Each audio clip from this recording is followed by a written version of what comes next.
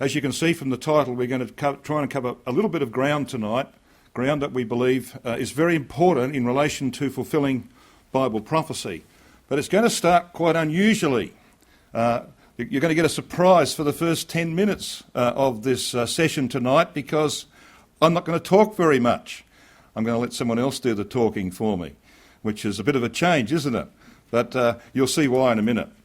The signs are so numerous that people now are amazed at the number of things that are happening in our world. Senior politicians in this country are saying they've never seen a time when so many things are happening together. Well, there has to be reasons for that. We believe there are reasons for that. We believe, of course, the angels are very, very active at the moment. They always are, but they're very active at the moment, bringing to pass the things that are required to introduce our Lord Jesus Christ back to the earth to raise the dead. So the signs are very numerous. But here is one that is unmistakable. That's why I want to start with it tonight. 70 years of almost unbroken prosperity in our world, in much of the world. I know there's poverty in Africa and other places, but even they've got McDonald's on every corner. You know, the world is generally very prosperous. We've never experienced this in human history that I can remember. Last 70 years, well, it's about to come to an end, because you're going to see the reason it's going to come to an end in a moment. And men's hearts will then truly fail for fear of things that are coming on the earth, because I believe this is going to introduce that time described in Daniel chapter 12, our reading for yesterday, a time of trouble such as never was since there was a nation on the earth. So I'm going to stop talking and let you listen to this. Is Steve Myers, and I want to thank you for taking part in this exclusive Monday morning interview with Jim Rickards, the financial threat and asymmetric warfare advisor for both the Pentagon and CIA. Recently, all 16 branches of our intelligence community have come together to release a shocking briefing that contained an alarming consensus. These agencies, that include the CIA, FBI, Army, and Navy, they've already begun to estimate the impact of the fall of the dollar as the global reserve currency, and our reign as the world's leading superpower being annihilated in a way equivalent to the end of the British Empire post-World War II. And the endgame could be a nightmarish scenario where the world falls into an extended period of global anarchy. Jim Rickards fears he and his colleagues' warnings are being ignored by our political leaders and the Federal Reserve, and we're on the verge of entering the darkest economic period in our nation's history, one that will ignite a 25-year Great Depression.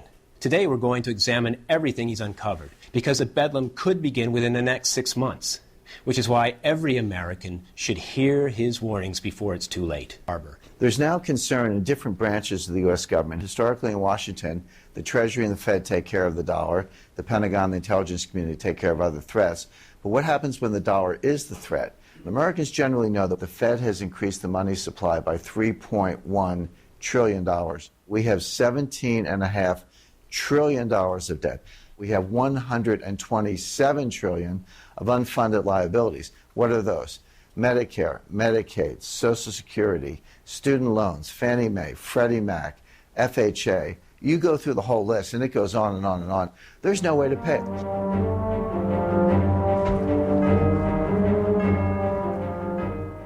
Because 50 million Americans are on food stamps. It's not that we don't have distress. We have enormous distress, but it's being hidden in different ways. The unemployment rate today is actually 23% when you calculate it the right way.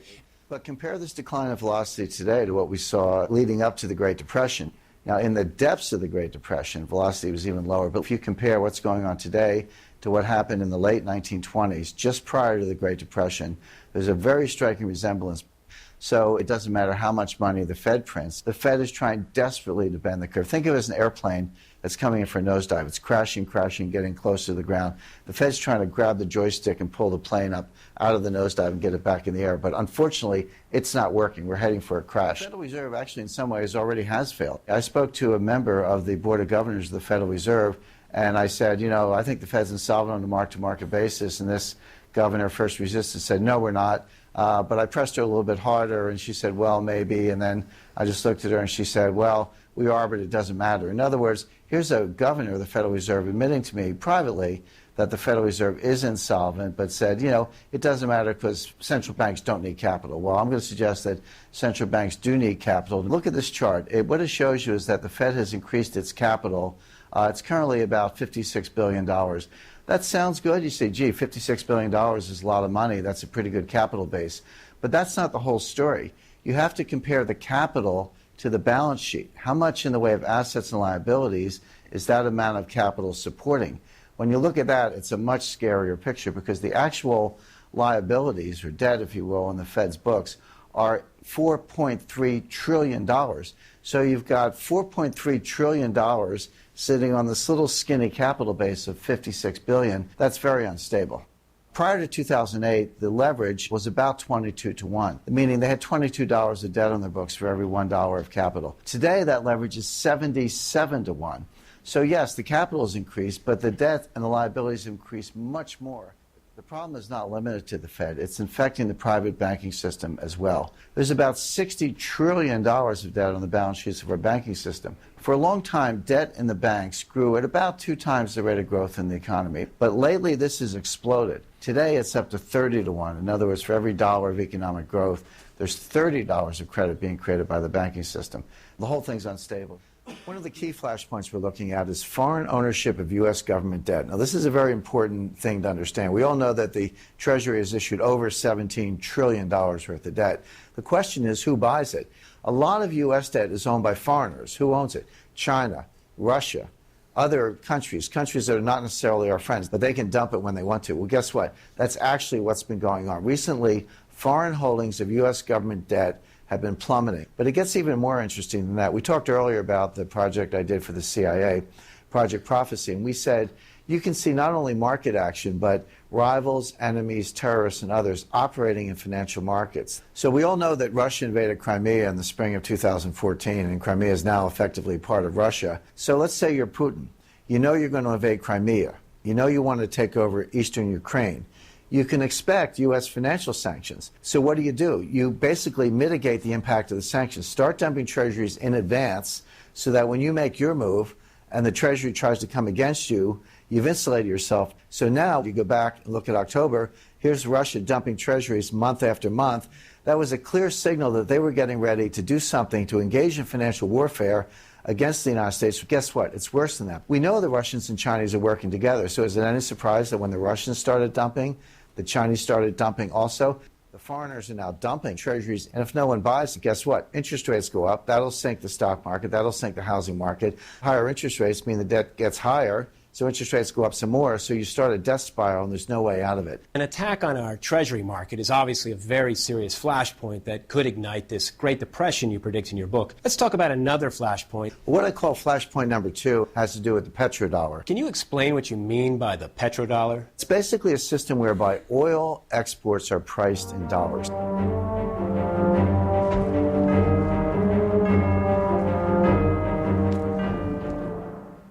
The first leg of the stool has been pulled out. The Saudis are going to back away from the petrodollar because we're no longer guaranteeing their security because we're playing footsie with Iran. Second leg of the stool is Russia. Now, Russia is not a member of OPEC, but they are the world's largest oil exporter, one of the world's largest energy exporters, actually bigger than Saudi Arabia. So even though they're not a member of OPEC, they also price oil in dollars. So they've signed on to the petrodollar deal in their own way. But we're now engaged in financial warfare. Russia's ready to fight back. And this is not, classified information. This is being said publicly. Andrei Kostin, president and chairman of Russian Vnestorg Bank, VTB Bank, it's one of the largest banks in Russia, he recently said, it's time to change the entire international financial system that considers the dollar the key reserve currency. The world has changed. There's another member of the Russian parliament. He said, the dollar is evil. We will sell rubles to consumers of our oil and gas, and later we'll exchange the rubles for gold. If they don't like this, let them not do it. Let them freeze to death. So 2 of the legs of the stool, Saudi Arabia and Russia, have already been pulled out. The third leg is China, and that leg is coming out too. Jim, in your book, you investigate how nations are now using gold as a financial weapon. Is this one of the most dangerous flashpoints? It's absolutely one of the most dangerous flashpoints, and here's why. A lot of people look at the dollar and say, look, you may not like the dollar, you may worry about the dollar, but you've got nowhere else to go. But there is another place to go. which is gold. You don't have to buy treasuries. You can buy gold.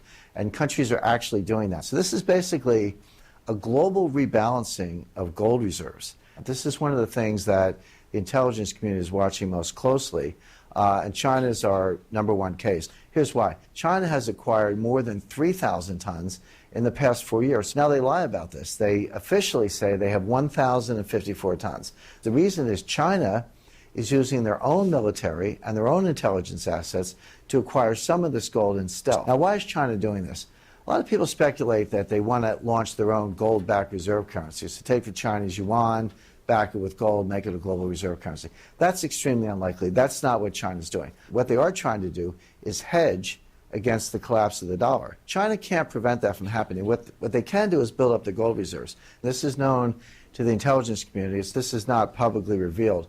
What if it were publicly revealed? Here's what global gold reserves would look like if the amount that China owns were actually suddenly revealed. This is a dagger aimed at the heart of the dollar.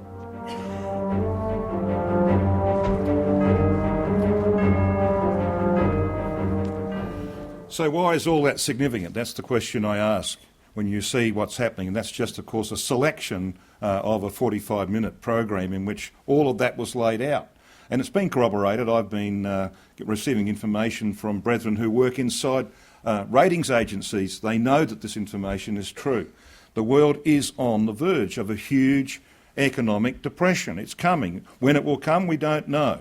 But what we do know is this, that when it does come, we will have been taken to the judgment seat. And that's why we read tonight from Luke chapter 17. I want to just draw your attention to Luke 17 without going into all the details, because there are other things that we want to consider. In Luke chapter 17, the Lord Jesus Christ made it very, very plain that when he comes, he will come to take his servants from times of general prosperity. That's why he chooses the days of Noah and the days of Lot. He could have chosen other eras of divine judgment. He doesn't. When he does choose these two eras, he doesn't make any mention of the problems that existed in that day. What were the problems in the days of Noah? Well, violence, yes. What was the problem in the days of Lot? Immorality of the worst kind, perhaps? Yes. No mention of that by Christ. He's not interested in that. That's not to say it wasn't going to happen. It is happening. Violence and immorality. But he wasn't interested in that. He was interested in one aspect of those days, and that was prosperity. Remember Lot's wife, he says. He that is on the housetop, let him not come down to take his stuff out of the house. His fear was that the greatest test of his servants at the end of the days would be that general prosperity. So you see, that's why the Lord Jesus Christ points out what was happening in the days of Noah and Lot. They were eating and drinking and marrying and being given in marriage and buying and selling and planting and building. Yes, all of those things.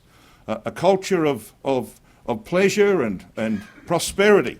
Well, all their prosperity in the days of Noah and the days of Lot came to an end virtually in a day.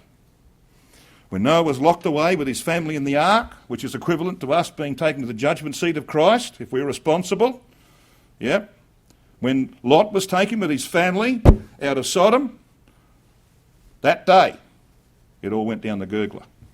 You know, those who went down in Sodom on that morning to get their latte at the local coffee shop never got to finish it. Their whole economy collapsed, didn't it? Very violently in their case. That's exactly what's going to happen again, brothers and sisters. That's why the Lord Jesus Christ draws on that. He's giving us very real clues as to what we can expect. Just like when the angels turned up at the house of Lot to collect him and his family, so they will come to our house in the evening.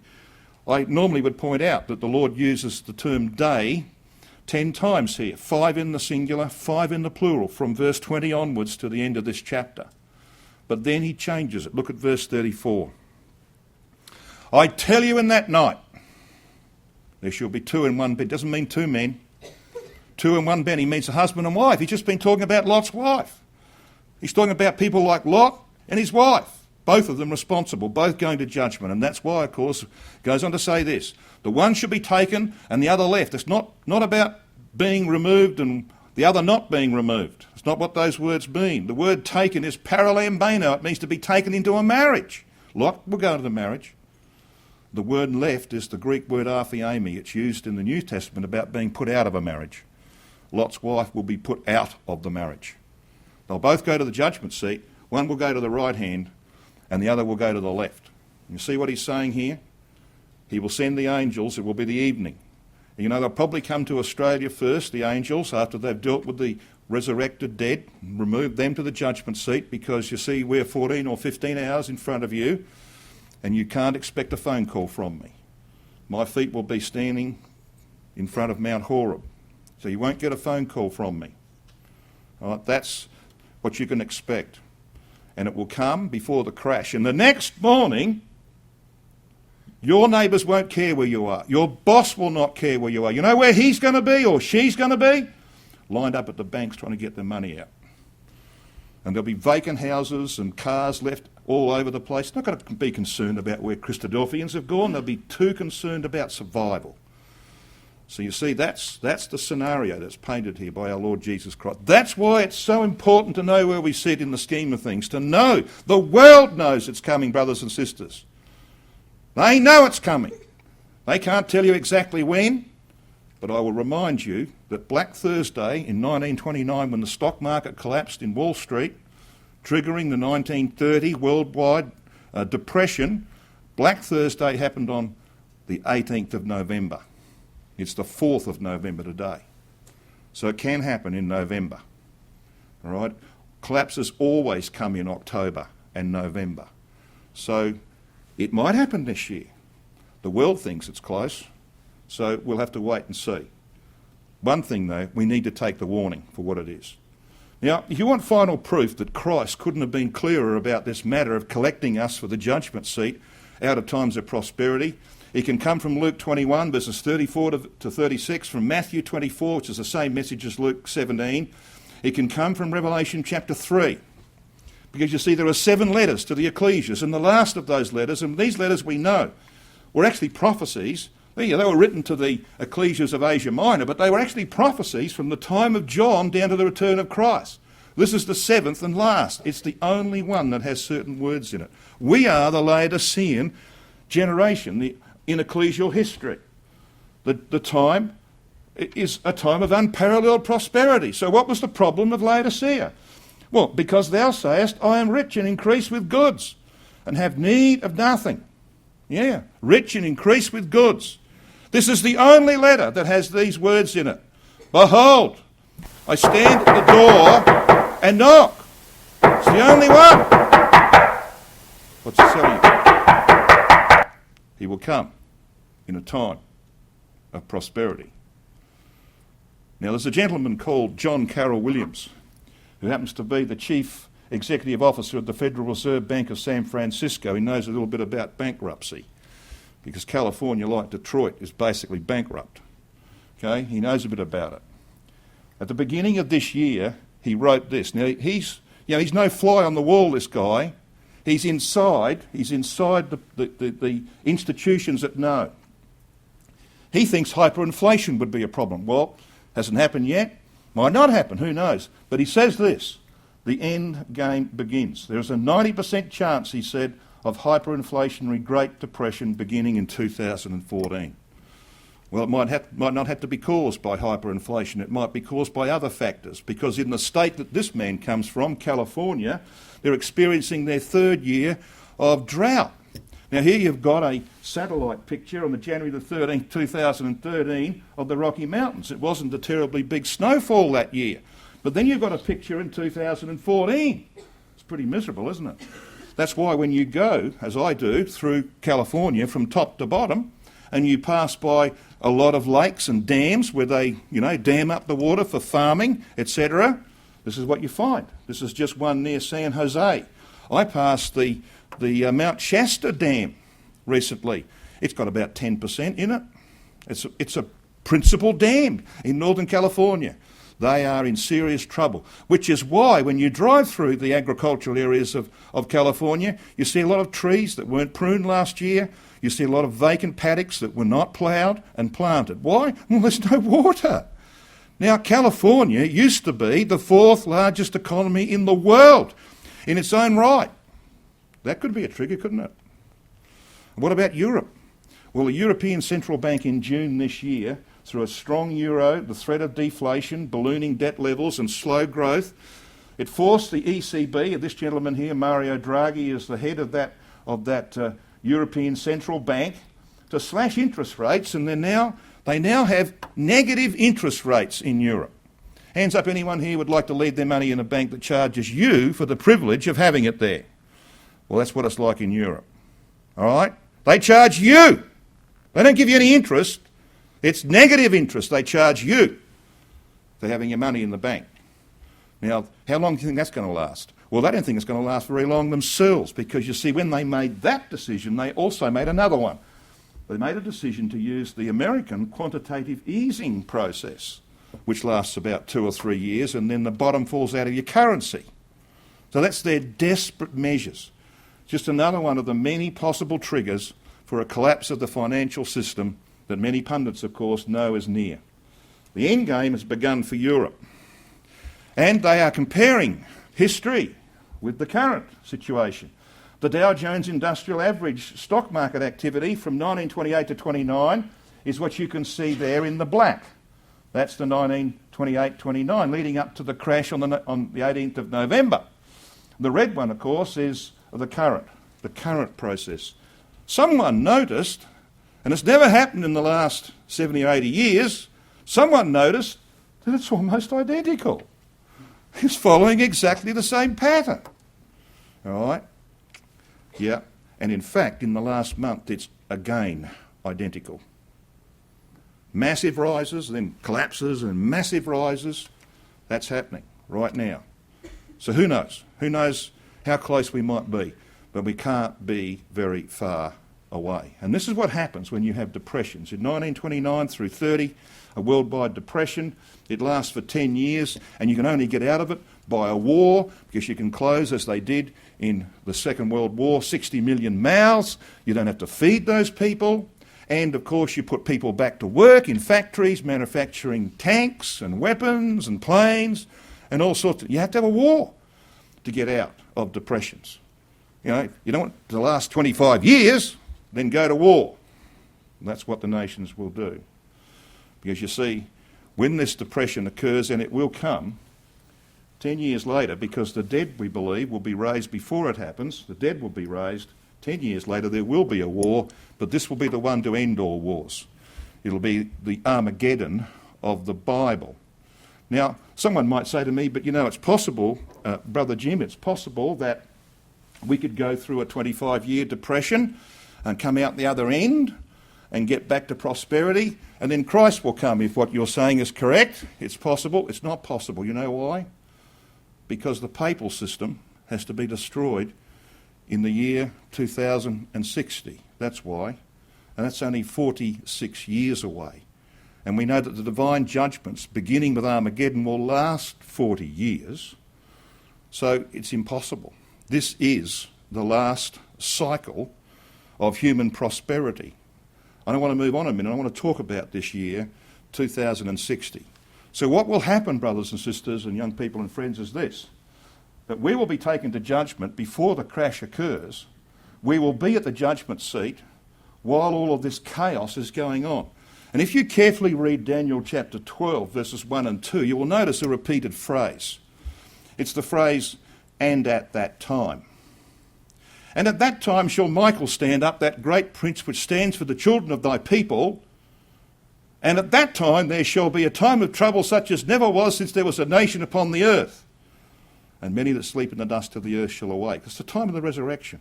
The resurrection is concomitant with the beginning of the time of trouble such as never was. And that's why Christ says in Luke 21 verse 26, he says, men's hearts failing them for fear. Well, you could say that that's happening today. Well, yes, in some measure it is. There are people fearful. Yes, true. He doesn't mean now. He means when the time of trouble begins.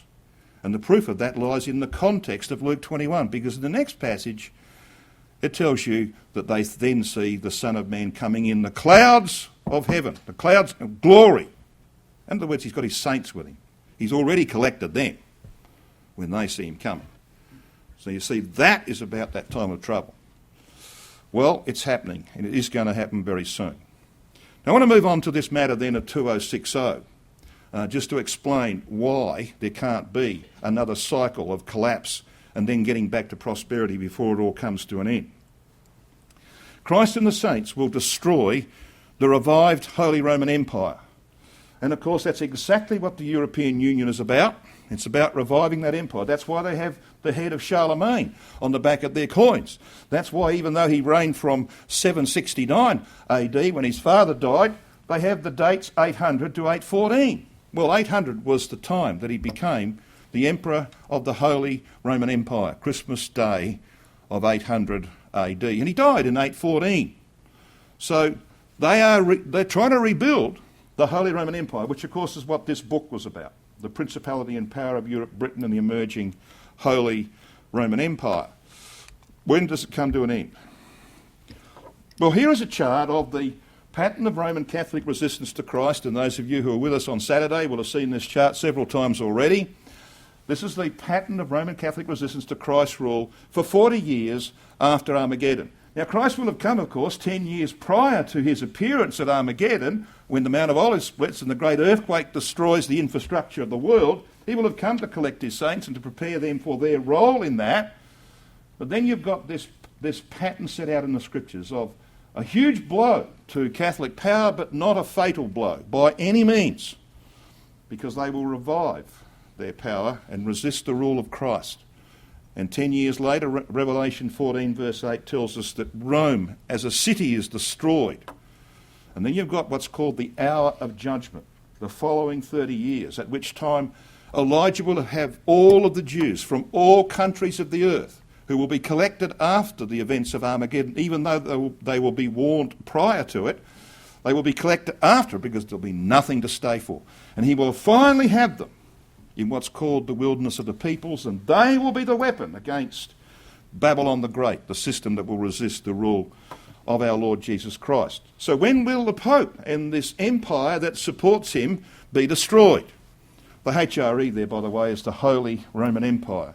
You know, it's quite a long phrase, so that's the abbreviation of it. The Holy Roman Empire and papal dominion must end by 2060. And I'm going to take you back in a minute to Daniel chapter 7, and we're going to have a look at that prophecy. But let me just point out one thing before I do. Sir Isaac Newton knew that date. Now, you know Sir Isaac Newton. He was very famous, of course. He lived from 1642 to 1727. He was a very well-known and famous mathematician and physicist, one of the foremost scientific minds of his time, of course. Well, he wrote on religion as well. He wrote on Bible prophecy, on the book of Daniel, for example. He rejected the Trinity as unscriptural and predicted 2060 as the year of the demise of the Papacy. In fact, there's a note in the margin of his Bible. And a brother, Brother Stephen Snowbelin, who lectures in the the University of Halifax, Nova Scotia, has actually seen that note in his Bible, because he's an expert on Sir Isaac Newton and lectures on it. He's seen the actual note written by Sir Isaac Newton in 1750. Think about that. That's ancient history, isn't it? Now, how did he know that? All right? How could you possibly know that? Well, I had to keep his private papers quiet because, of course, he would have been kicked out of his job. And the church would have been hunting for him if they'd seen the note in the margin of his Bible and his private papers. So how could anyone living nearly 300 years ago predict the demise of the largest Christian organisation on earth in 2060? Well, because he read his Bible properly. That's why. He didn't allow himself to be governed by what he saw. He didn't see anything. He just interpreted the Bible correctly. And that's the best way to interpret Bible prophecy. Not from what you see, but from what it says. And I want to take you now to Daniel chapter 7 and see what it says about this matter of 2060. Now I haven't got time, of course, to work you all through every verse of Daniel chapter 7. Those of you who are familiar with it will know that in the first 7 verses it sets out the emergence of 4 beasts that rise up out of the sea, which are equivalent to the 4 metals of Nebuchadnezzar's image of Daniel chapter 2. You will be familiar with that. I'm going to focus on verse 8 of Daniel chapter 7. Now, verse 7, of course, at the end of that verse tells us that this 4th beast, which is clearly the Roman Empire, had 10 horns.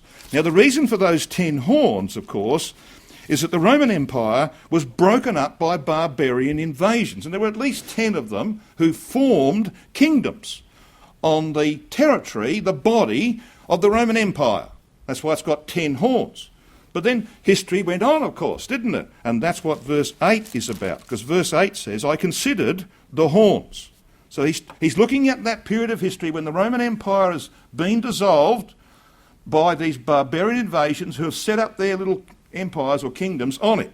It goes on to say, and behold, there came up among them another little horn, before whom there were 3 of the first horns, that is 3 of the 10, plucked up by the roots.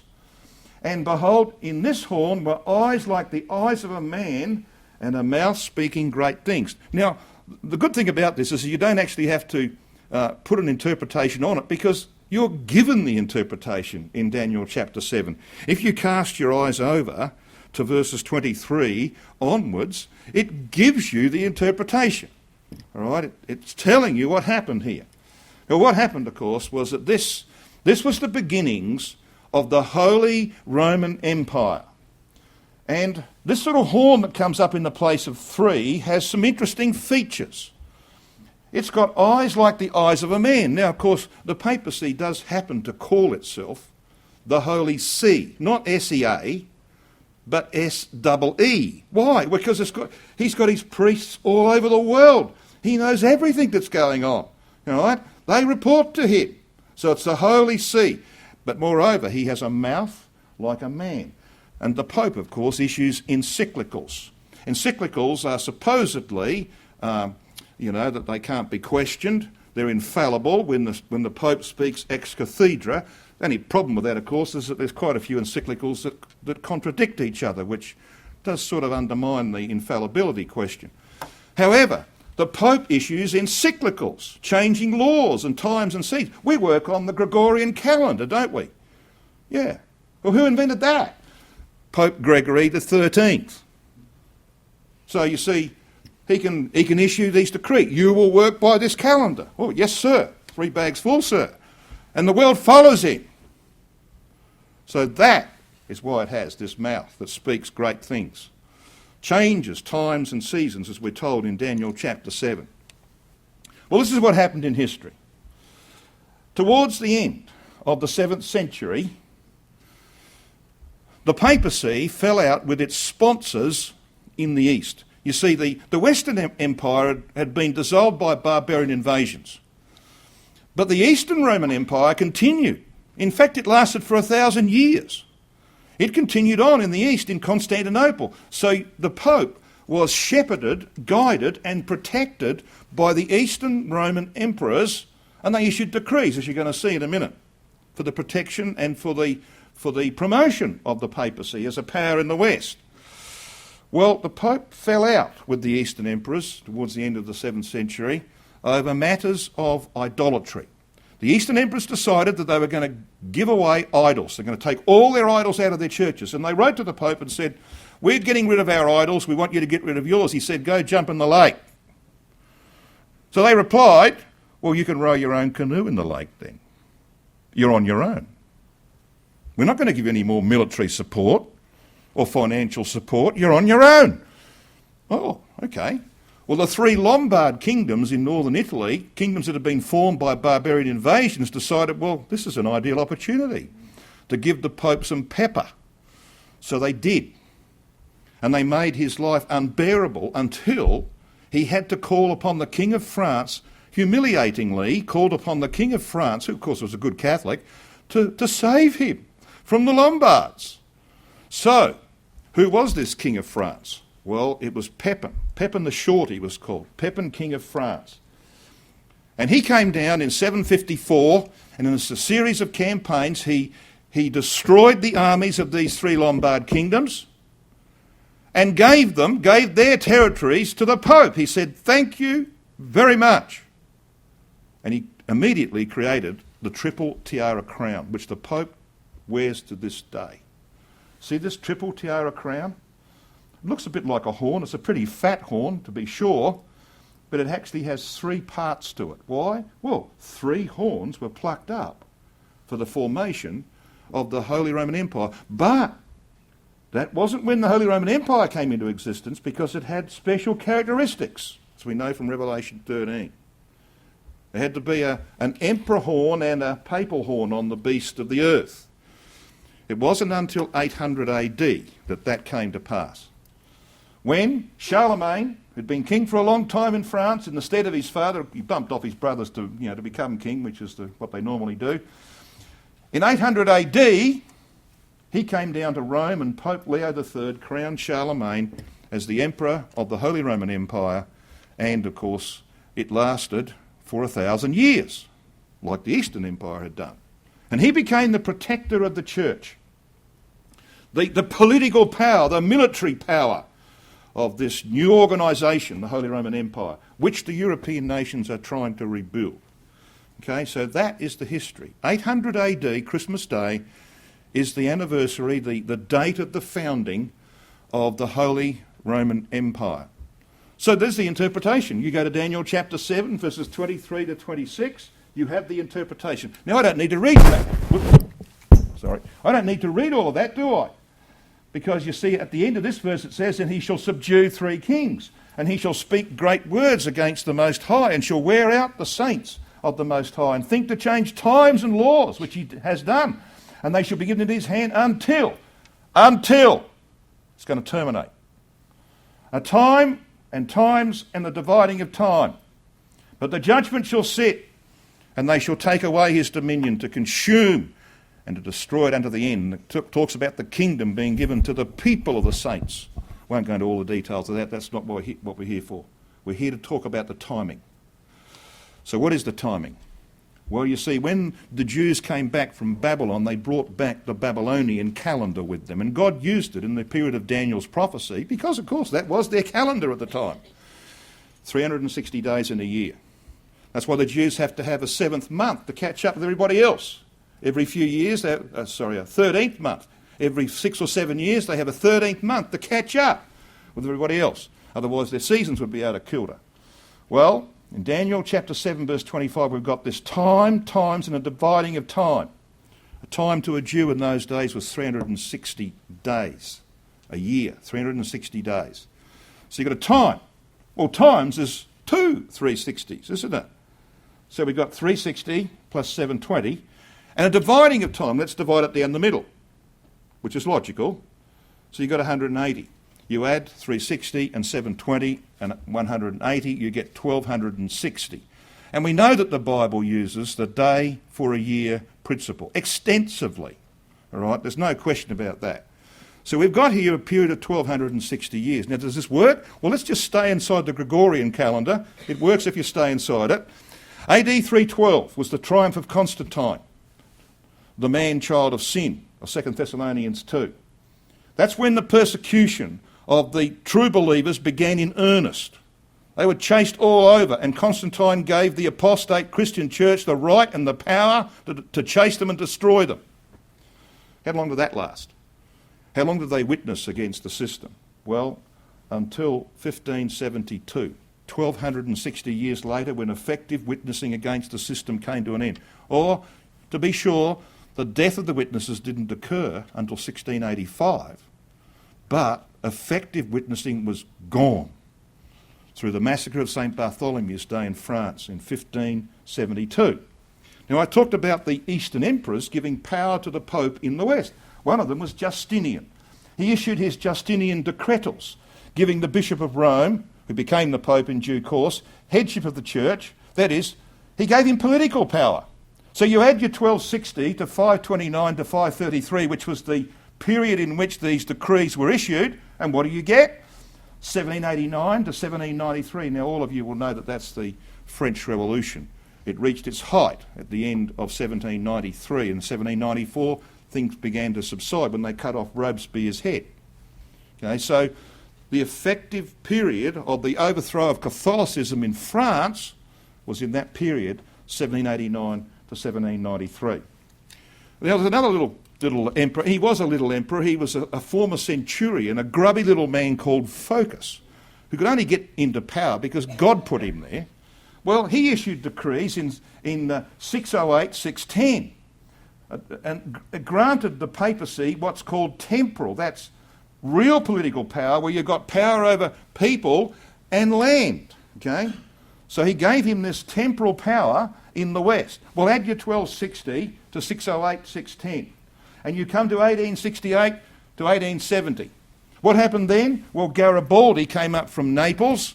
He drove the Pope out of Rome, so he lost his control over land and people. He went into exile, and in 1870 his response was to call the First Vatican Council and to declare himself infallible when speaking ex cathedra. That was his response. He lost his power. Yes, Il Duce, Mussolini, gave the Pope 100 acres in Rome in 1929, so yes, he's now got some temporal power back. He's got his own little state of 100 acres in Rome, which is a separate nation to Italy. And of course, he's growing in power every day. So let's have a look at what we are learning here about these times. We know that the 1260 works in history. In fact, I challenge anyone to go back through history and find me one time, just one will do, when the Pope acquires any kind of power that doesn't terminate in 1260. You know what? You're not going to find one. They all terminate in 1260 years. Every single one of them. That's telling you something. The last one's not going to fail. It will not fail. So let's review the times. The Holy Roman Empire had two important dates at its inception. There was 758 AD when Pepin, king of France, conquered the three barbarian states in Italy and gave them to the Pope. There was 800 AD when Pope Leo crowned Charlemagne emperor of the Holy Roman Empire. So add 1260 to these two dates. What do you get? Well, let's take the 758 first. 758 plus 1260. Now, you always get the reverse at the end of 1260. If you get power, you lose it 1260 later. If you humiliate it at the beginning, you get power and honour 1260 later. You always get the reverse. So what happened in 758? Well, he got humiliated. He had to call on Pepin to save him. Oh, yeah, he got the 3 states, but it was really a humiliation. Think about the reverse. I believe that in 2018, the papacy will likely regain immense power, political power in Europe. And you know how we'll get that? Because when this depression comes, Europe is going to go down the gurgler big time. And the northern European nations are going to say bye-bye to the southern bankrupt countries like Italy, France, Portugal, Greece, all that mob. They're going to say bye-bye. You're on your own. And guess where those nations will be? And there'll be 10 of them, because there are 10 kings on the toes of Nebuchadnezzar's image, supporting the papacy, all right, part of the confederacy of Gog. Guess where their boundary is? Well, it just happens to be the Rhine and the Danube. And guess where the boundary of the old Roman Empire was? Oh, the Rhine and the Danube. Yeah. 2018. So I think that the depression will come before then, because that's what's going to force that change. You know what people do when they go into real poverty, like the Russians did in the mid-90s? What do? They go back to religion. That's what they do. And so will the Europeans. Well, let's take the other date. 800 plus 1260 is 2006. This is why Sir Isaac Newton could write that in the margin of his Bible, demise of the Pope 2060. Simple. I mean, he was a mathematician. You don't need to be Sir Isaac Newton to work that out, do you? If 800 is the last time that the Pope gets any kind of real power, add 1260. A child can do that. It will come to pass. All right. That's the year of the destruction of the Holy Roman Empire, which supports the papacy, and the Pope himself will end, but not all Catholics. And I want you to now listen very carefully. You see, I want to talk about what's going to happen at the end of this period. We showed this chart on Saturday, and I'll make a mention of it a bit more in a moment. It starts here with the resurrection of the dead 50 years later, and you can prove the 50 years from Ezekiel. You just need to read chapter 2 of Brother Sully's book, The Temple of Ezekiel's Prophecy. All the information's there. You can prove that. It's a 50-year period from the resurrection of the dead to the time that Christ has his universal rule and walks his bride around the house. So where does the Pope come in here? Well, this 30 years of judgment brought about by the second exodus of Israel plunging through Europe, here he goes down the gurgler, sometime towards the end. But that's not the end of all of his supporters. I want to show you that. Revelation 19. Can you join me in Revelation 19, please?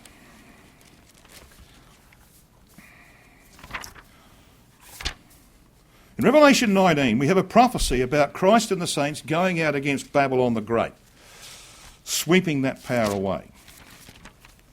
And we read this in verse 20 of Revelation 19. And the beast was taken. Now that beast, you can have to accept this, Brother Thomas correctly says that that beast is the revived Holy Roman Empire. So the revived Holy Roman Empire was taken, and with him the false prophet, that's the Pope, that wrought signs before him, and they're cast into a lake of fire at the end of verse 20. But that's not the end of it, is it? That is not the end of it, because then you read this in verse 21. It says, and the remnant was slain with the sword of him that sat upon the horse, which sword proceeds out of his mouth, and all the fowls, that is the nations who have submitted to Christ, were filled with their flesh. So you see, yes, the papacy must go down the gurgler in 2060, but that doesn't mean the end of all Catholics and those who supported that system against Christ. There's a clean-up period required. So how long is that clean-up period? Well, the length of that period, in fact, tells us how long we have got to go. Now, I don't know what the length of the period is. We're not told. So I'm not going to stab in the dark. I don't know. I want to show you how this works. So here you've got your resurrection of the dead, and 50 years later, Christ walking his bride around the house. Now, he won't do that, of course, until 1, the house is complete, and 2, until he's exposed the Catholic harlot for what she is. She claims to be the bride of Christ. And when he's exposed her, then he can reveal his bride, his true bride, to the world. So her glory will be held in until that happens. Oh, yes, they'll be out there working, but they won't be seen in all their glory. Now, the only fixed date we have here is this date, 2060. So here is the program. We've got 50 years, and we know, as we saw on Saturday, we know that you can determine that the actual judgments from Armageddon to this period here, when Christ walked his bride around the house, is 40 years. So you've got 10 years up front, okay? That's the framework, and you can demonstrate that pretty simply from the Word of God. So then, we've just seen in Revelation 19:21 that there's a clean-up period for the remnant right here at the end. And the length of that period will determine how long we have. So, if Christ comes in 2014, and that's a real possibility, that period will be 4 years. Now, just let your mind settle on that for a while. This is the only fixed date, this one, 2060. This is the framework that sits over it. If it's a 50-year period, and it is, and Christ walks his bride around the house 50 years after the resurrection, but he comes in 2014, when does he walk his bride around the house? Well, you add 50 years to 2014, don't you? And you get 2064. But if the Pope's destroyed in 2060, and he walks his bride around the house in 2064, then the clean-up period is 4 years. Got it? But what if he comes in 2015? Well, you've got to shift it, don't you? You've got to shift it a bit further. So this is 5 years then. Well, what if he comes in 2016? Well, it's 6 years. What if he comes in 2017? Well, it's 7 years. Well, who knows how long God's going to hold the strings of the coming depression? You know, when is the puff of wind from the angels going to blow the house of cards over? I don't know. But I wouldn't have thought you needed too much time for a clean-up. But it's at least 4 years right now. Let me just show you this another way. Now, if you watch this framework, you see this framework here, You watch it. When I press the button, see what happens. The only fixed date that we have is this one here, okay? Now, watch the framework. It can shift that way. Should we try that again? Yeah, I like this. It's good. So, hang on. Yeah, here we go. See, the framework shifts. Now, the reason I've done this, brothers and sisters and friends, is this. I have been accused by people saying that Christ came in 2010, using this. All right? That's ridiculous. I've also been accused by people, you're trying to determine a date of the return of Christ. I have never done that, and I never will. But you'll hear me thumping the lectern that he's near at hand, okay? I can't tell you the day, the hour, or the year. I don't know. But I know he's at hand, all right? Our job as watchmen is to sound the trumpet from the wall. People don't take any notice, their blood's on their head. They take notice, they'll be in the kingdom. That's the principle involved here. So if I hear of any news coming back that this idiot from Australia is nominating a year for the return of Christ, I'll be on your doorstep next time I'm in this country. All right? I don't want any of that nonsense. Well, let's move on from that. Daniel chapter 2, we're familiar with it. But it's not as well understood as it might be. Other religions will hold lectures, public lectures on Daniel 2 and point out there are 4 world empires, but they don't emphasise the most important part of it. The most important part of it is actually about the latter days. It's a prophecy about the latter days. That's what Daniel 2 verse 28 says. Now, we're familiar with the image and what it represents, the 4 world empires, and we come down here to modern Europe. We know that in this era of time, the stone strikes the feet and over goes the image, and it's ground to powder. Yes, together. The whole image, ground to powder together. This is the message of verse 35. It's the message of verse 28. Then was the iron, the clay, the brass, the silver, and the gold broken to pieces together. You can't break them to pieces together unless they are there together, all at the same time. So the image has to stand up complete in the land. And that's the great drama, isn't it, of Daniel chapter 2, is that the image is formed of the 4 world empires. And each of those 4 had the territory of Israel in it. And until Gog is victorious in the land of Israel, the image can't stand up. It has to have that territory in it. And so you see what happens is that the time that Gog is victorious and they think they've won the day, that's when the image stands up in all its terrifying form. And it's only up for seconds or minutes. And the stone grinds it for the next 40 years. That's the great drama of Daniel 2. That's not understood by the churches outside, because that's about Armageddon. Right, and that's near at hand. But I want to focus on the feet, because when Brother Thomas wrote the exposition of Daniel, he said the feet hadn't been formed, and they hadn't been formed even until very recently. We are actually watching the feet being formed right now. And I want to show you that. But before I do, there's one little issue I want to address, and that's the issue of Britain. I once heard a lecture, someone got up and said, well, because Britain was a part of the Roman Empire, Britain is part of Nebuchadnezzar's image and therefore will be coming down against Israel. I heard that. Well, how? That's just rubbish. Why is it rubbish? Well, I want to show you. If it's wrong, you can prove it wrong. Between 395 and 420 AD, the Roman Empire was finally resolved into 2 legs. There'd been all sorts of divisions of the empire, 3, 4, all sorts of divisions of the empire in its history. But it wasn't until this period that it was resolved into 2 legs, with one emperor in Rome and another in Constantinople. Rome left Britain between 383 and 410 AD. So when the legs were actually formed, Britain was no longer part of the Roman Empire. Now, this is how the history happened.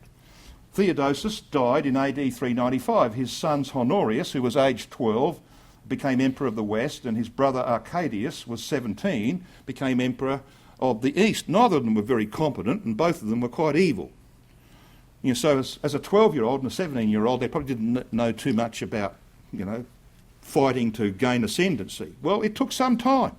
But eventually, by 410, when Alaric came and did his work in Rome, by about 410 through to 420, these two powers became quite distinct. That's why it says here, this division of the empire into eastern and western parts was the decisive one, which sent the two on separate ways. One of the two emperors had always enjoyed seniority over the other. Not so now. However, the accession of Arcadius and Honorius is widely seen as the division of the Roman Empire into two completely separate parts. By 410, the separation was almost complete.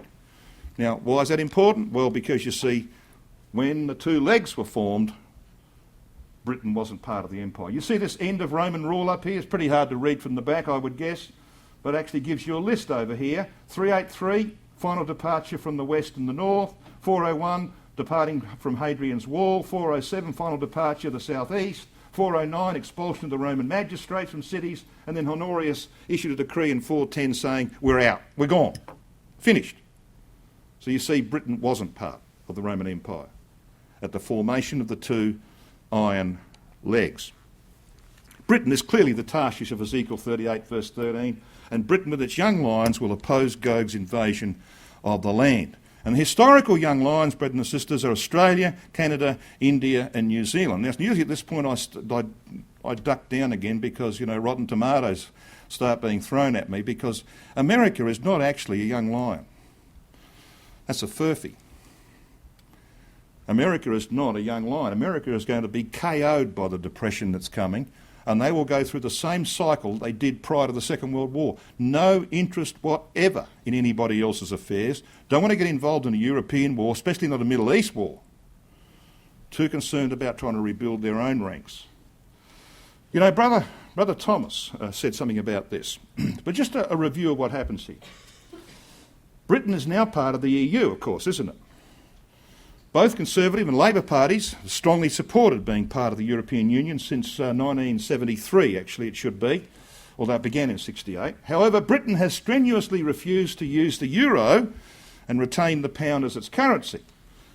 David Cameron, the current Conservative Prime Minister, is a strong supporter of remaining within Europe, but his people don't agree with him. He's got a big problem because public opinion has turned immensely against staying within Europe. So how has this happened?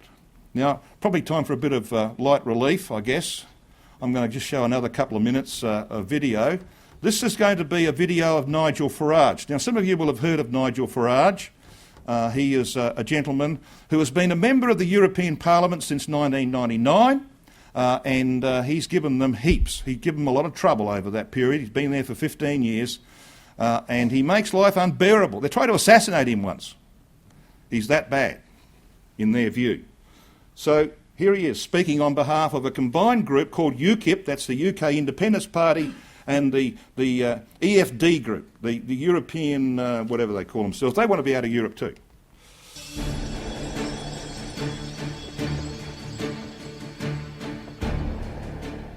Das Wort hat jetzt für die EFD-Fraktion Herr. On behalf of the EFD, Mr Farage. Well, Mr Van Rompuy, when you first appeared here in what proved to be a rather expensive speech, I said you'd be the quiet assassin of nation-state democracy. And sure enough, in your dull and technocratic way, you've gone about your course, but I have to say, you're even worse than I thought you were going to be. I thought it was just going to be a federal Europe, a federal union. But actually it appears, with every statement you make, that what you now want is the total subjugation of the states to completely undemocratic structures based in Brussels. I misread the bailouts. I thought that when the bailouts happened, and I could see the panic around this chamber, people fearing economic meltdown, but you of course were calm through it all because you saw the bailouts as your opportunity to take control. Just think how Ireland today is managed, Greece for that matter. The sinister sounding troika come in, 50 officials, spend a few days in the country, investigate the situation and then tell puppet prime ministers what they may or may not do. And I note great enthusiasm in this chamber for Spain to have a bailout. Lots of members here want Spain to accept the bailout so that they too are subjugated to this new order. Indeed, in Italy, the appointee there, Mr Monti, is very keen for his own country to be bailed out because, to quote him, he fears that parliamentary democracy could bring down the European Union.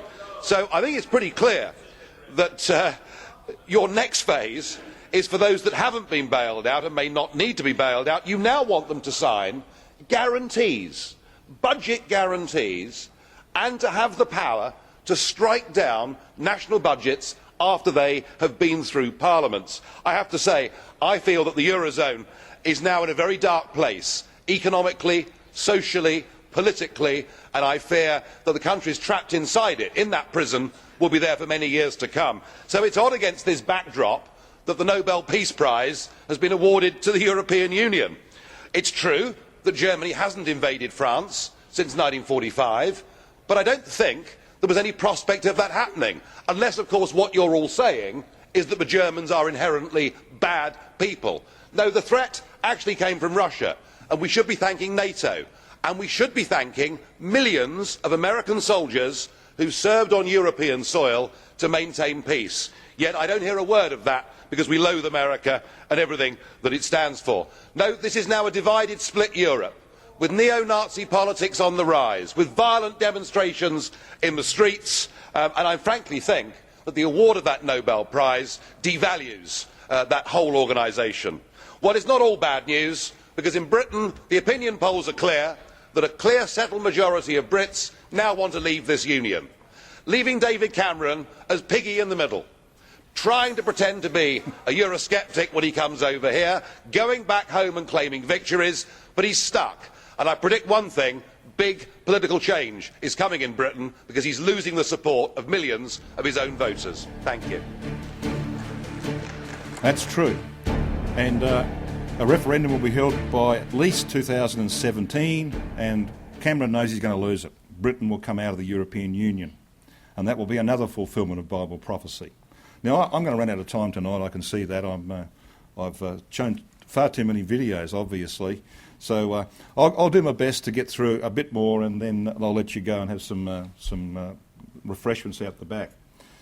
Just a brief word about Britain, the Tarshish of Ezekiel 38 and its young lions. This is the First World War poster that sets out who they are. Here's the old lion, helped by the young lions. They are Australia, Canada, India and New Zealand. It's no accident that those countries came through the global financial crisis of 2008 better than most others. There's reasons for that. So another brief word about Brother Thomas's understanding of America's role in Bible prophecy. In the many references made to the young lions in his writings, he never mentions America in that context.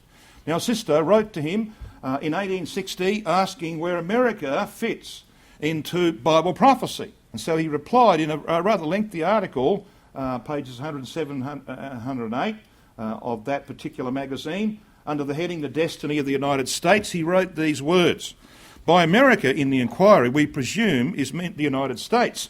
In reply we remark that this confederacy is not represented by any prophetic symbols, nor are there any verbal predictions concerning it, after the manner of those concerning Babylon, Persia, Macedonia, Rome, the 10 kingdoms, Russia and so forth." And he would include, of course, Britain in that, because he believed Tarshish was Britain.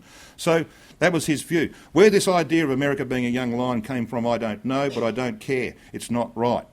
The Bible doesn't speak anything about America as a young lion. Now, a final word about this gentleman, Pope Francis I. He was awarded, of course, the Time Person of the Year in 2013. You don't get that award for virtue because he only just beat these two gentlemen, if you could call them that. Bashar al-Assad, who's killed 200,000 of his own people and put 4 million of them into refugee status. And the other guy, of course, was Edward Snowden. He's famous in this country. So he beat those two because it's all about influence in the world. And he does have influence. So I want to just talk briefly about Pope Francis I and modernism.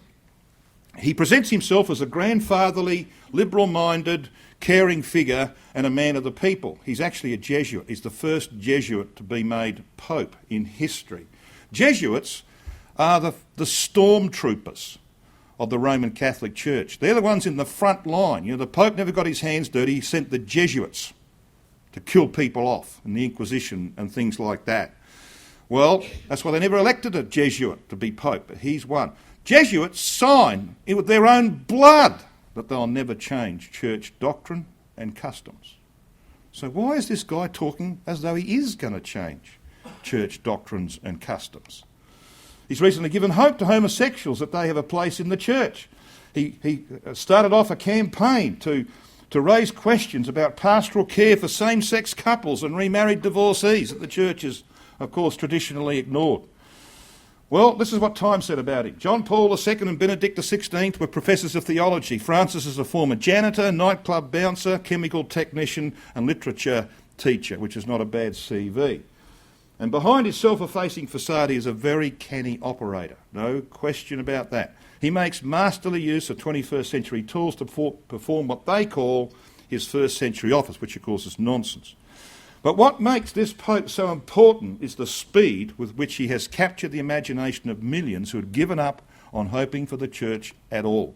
He's quoted saying of women who consider abortion because of poverty or rape, who can remain unmoved before such painful situations? He's not talking about changing the laws of the church. Of gay people, if a homosexual person is of goodwill and is in search of God, I am no one to judge. He's not changing the law about that. To divorced and remarried Catholics who are by rule forbidden from taking communion, he says that this is a crucial right. It's not a prize for the perfect, but a powerful medicine and nourishment for the weak. Why is he saying these sorts of things? Well, because Bible prophecy has to be fulfilled, that's why. God puts the right people in the right place at the right time. You want to form the feet, they've got to be formed of iron and clay. What's the iron? All that remains of the Roman Empire of old. What's that? It's religion. Roman Catholicism. Now, Daniel chapter 2, 41 and 43 say this. Whereas thou sawest the feet and toes, part of potter's clay, part of iron. There shall be in it of the strength of the iron, Roman Catholicism, for as much as thou sawest the iron mixed with miry clay. Now I want you to notice something. Historically, it was the clay, the barbarian peoples, the common peoples, who came down and they mingled themselves with the iron of the Roman Empire, didn't they? That's not what this is about. This is the other way around. This is not about clay mingling itself with iron. This is about iron mingling itself with clay. Read the next verse, verse 43. And whereas thou sawest iron mixed with miry clay, they, the iron, shall mingle themselves with the seed of men, the clay. But they shall not cleave one to another, even as iron is not mixed with clay. Now, I'm not going to go into the details of that word mixed. It's this word garab. It means to commingle, can mean to be a guarantor. That's beside the point. The point I want to make is this, brothers and sisters and young people and friends. Pope Francis I is deliberately setting out in a campaign to mingle iron with clay. And when this depression comes, he's going to have a really powerful wind behind him to achieve that. If he's still there, his successor will probably do the same. They're going to mix two things that don't hold together. You cannot hold these two together for very long, especially if you hit them on the feet with a stone. But they will hold together long enough for the image to stand up in the land. It's got to have feet to stand up. That's what's happening right now. Was this ever understood in Christadelphia? If you've read Brother Sully's book, The Temple of Ezekiel's Prophecy, to which I would recommend you, he says in the second chapter of Daniel, he describes the image. I'm not going to read all that. I'm going to read this coloured part. The fourth element of the image in its latter-day phase assumes the aspect of clay and iron mixed. That is, republicanism, that's democracy, clay, common people, and autocracy, that's dictatorship, that's iron, shown perhaps in one of its most subtle aspects in the silent capture of democracy by autocratic ecclesiasticism, iron, enabling the latter, autocratic ecclesiasticism, to ride into power thereby. There's a man who interpreted Bible prophecy not from what he saw, but from what he read. And that's what we should be doing. And when you see it come to pass, as we are seeing it come to pass, rejoice. Rejoice because The day is at hand.